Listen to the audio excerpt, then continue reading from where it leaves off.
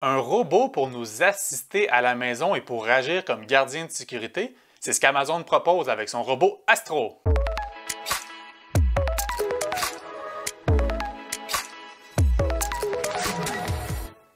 C'est quelque chose qu'on voyait dans les films, dans les émissions et qu'on peut peut-être considérer comme de la science-fiction, mais les robots commencent effectivement à débarquer dans nos maisons carrément pour nous assister et Amazon se lance à deux pieds joints dans ce type de projet et lance son premier robot assistant du nom de Astro, qui n'est pas sans rappeler peut-être un peu comme Wall-E, petit robot tant affectueux. Et donc là, Amazon sort littéralement un robot assistant qui essentiellement est un peu un assistant Echo Show 10 qui était sorti en 2020, donc espèce d'assistant vocal avec un gros écran en mesure de nous suivre pour faire des requêtes. Parce que bon, le petit robot, forcément, va être avec un assistant vocal comme Alexa pour après ça lui lancer différentes requêtes, joue de la musique, fait une recherche sur ci, commande cela sur Amazon, mais également pour lancer des appels vidéo.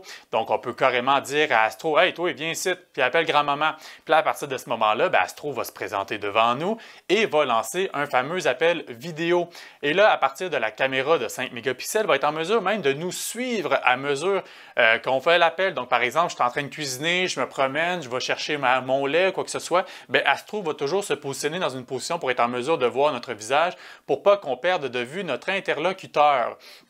Et également, le petit robot peut carrément nous assister pour transporter des objets, rien de moins.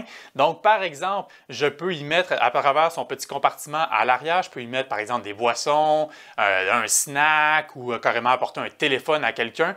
Et donc, carrément, je vais mentionner à Astro, « Hey, Astro, va porter ceci à Vincent. » Et là, c'est là que ça peut peut-être faire un peu peur au niveau de la sécurité, au niveau du respect de la vie privée. C'est que Astro va carrément cartographier notre maison pour reconnaître les différentes pièces et aussi reconnaître les visages. Parce que forcément, si je dis « va apporter ceci à Vincent », il faut bien qu'il sache c'est quoi le visage de ce fameux Vincent. Et donc, à partir de ce moment-là, Astro va carrément se promener dans la maison pour me trouver et m'apporter le fameux objet. Bon, évidemment, le robot n'a pas de bras, donc on n'est pas rendu au point où on peut demander à Astro, apporte-moi une bière, puis là, il va ouvrir le frigidaire et quoi que ce soit. Non, il faut que ce soit quelqu'un dans la maison qui dépose un objet dans le fameux compartiment et lui dise « va le porter dans telle pièce » ou « va le porter à telle personne ». L'autre utilité que va se trouver à avoir Astro est qu'il va carrément agir comme gardien de sécurité pour notre maison, rien de moins. Et donc, l'appareil, comme je le disais, est en mesure de scanner le domicile et donc va carrément se promener dans la maison pour vérifier s'il n'y a pas, un, des intrus ou deux, des anomalies. Donc, par exemple, s'il y a une fenêtre qui brise, il va aller sur le lieu puis il va après ça nous notifier à savoir, hey, dans la chambre X, il y a une fenêtre qui est brisée ou quoi que ce soit. Et donc, comment il va faire ça? C'est grâce à un périscope qui peut monter jusqu'à 42 pouces de haut. Et pourquoi il peut monter aussi haut? À quel point ça peut être pratique? C'est par exemple dans une mesure où, parce que ce fameux périscope-là, on peut y accéder à distance via notre téléphone intelligent. Mais donc, situation qu'Amazon nous expliquait, c'est par exemple, est-ce que j'ai éteint le fameux rond de mon fourneau? Et là, donc, on peut demander justement à Astro, va dans la cuisine, va voir si j'ai éteint le rond. Et donc, va se présenter devant le fourneau. Mais là, il mesure 2 pieds de haut, il ne peut pas se rendre jusqu'en haut. Il va monter son périscope et il va donc nous montrer si on a effectivement éteint le fameux rond. Encore une fois, il n'y a pas de bras, il ne pourra pas l'éteindre, mais au moins, on pourra se rendre rapidement à domicile pour éviter une certaine catastrophe.